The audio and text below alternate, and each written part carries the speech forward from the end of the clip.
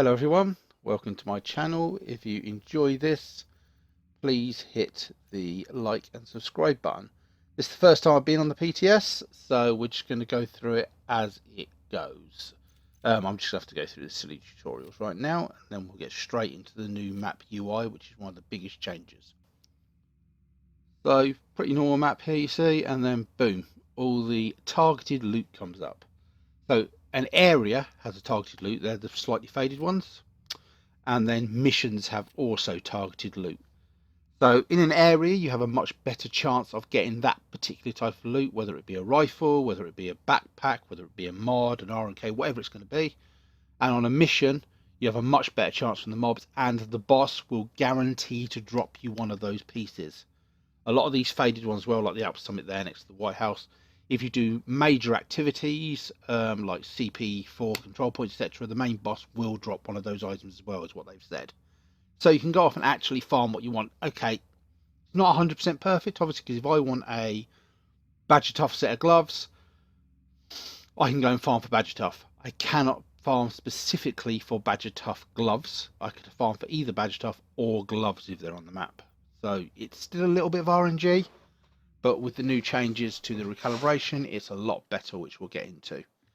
Obviously, as I just said, with the 6-piece, I was saying about Badger Tough there, you can have 6-piece on all things now. So you can have a Badger Tough mask, backpack, chest piece, holster, gloves, knee pads on all sets except 511 now. And that's to do with the fact that in real world, they're not 511. They don't have, sorry, they're a real world 511, and they've decided they're going to keep it a real world, which, you know, we can accept that, I'm sure. Still going to give us a lot more diversity here. Now, my Eagle Bearer, just noticed here, I don't have all my mods on. So I'm going to go ahead and put all my mods back on, which have stayed the same, luckily. Although my stats have changed. You can see on the left-hand side, just as a quality of life thing, there is a very, very, very quick rundown of your primary weapons damage, RPM, your armor, and your health, and it's just very, very quick down the left hand side. So things are taken into consideration a lot more on these apparently as well, so when you swap you can see exactly what you swap into. So just putting my mods on here so I can see where my Eagle Bear sits now. It was at 31.4. I think it hits to about 25 point something after this, so it's quite a substantial drop. It's still higher than my highest P416, which I'll show later, but it is a substantial drop. Now what they have done for that though is they've buffed all the talents. So for example, on my Eagle Bearer now, it used to be get a headshot kill, get 35% extra damage. Now it's 50% extra damage. Oh, it's 26.9, so it's still decent. 25.9, sorry, 26.9. So, yeah, it's still decent, but it is obviously a drop. And with the change to damage to elite, which I'll also go through in a bit, it does drop my damage a fair bit, but it also depends what they do with the enemies. I was a bit annoyed with the Eagle Bear to start with, but I think they've balanced it out quite nicely. Also, what you can do here, which is great, is sort everything by whether you want damage to elites, critical hit, health on kill, whatever you want in a mask. You can go through them all and choose them from there. It's quite nice being able to filter them out. It's just another quality of life thing. It also shows your skills at the bottom per skill. So my Chem Launch got 950, my Hive's got 0. Next we're going to go around to the recalibration table, and this is really, really, really good now. You can still only change one, but what it lets you do is, I'll show you here, I'm going to choose damage to elites. I've already rolled that, so I have to. But then I'd go down and choose the type of thing I want, whether it's skill power, whether it's skill haste, whether it's damage to elites. I click on one of those. As you can see, I can chop a red for a blue as well, and it shows me all the health on kills then, because I've chosen health on kill. It will then show me the mask, which I'm going to destroy if I wish to do that, and then I can transfer it across. So I think it's a much better system. You're not scrolling through things. It also goes to all the stuff that's in your stash, not just in your backpack. With the crafting table now, you can see you can unlock them all the 6 pieces now. 6 pieces, you know, Wyvern chest piece, which you couldn't do before, etc. The Overlord, which you could. Providence, you could. RNK couldn't. Sokolov, you could. Try and remember them all now. And you also only need 4 piece of each of these. They should also have a talent on them, so I'm going to craft one here, just see what happens. So chest piece and backpack for all gear sets now has a talent on it.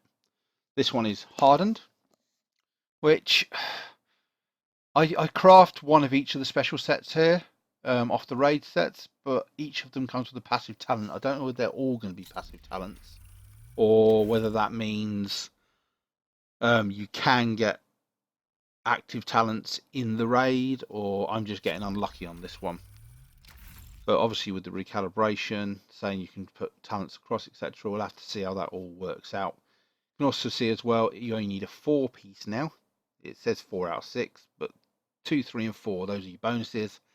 And you'll see a lot of things now say unique talent, which means they now no longer stack. You used to get ace and 8 stacking 300% damage if you had 3 ace and 8s.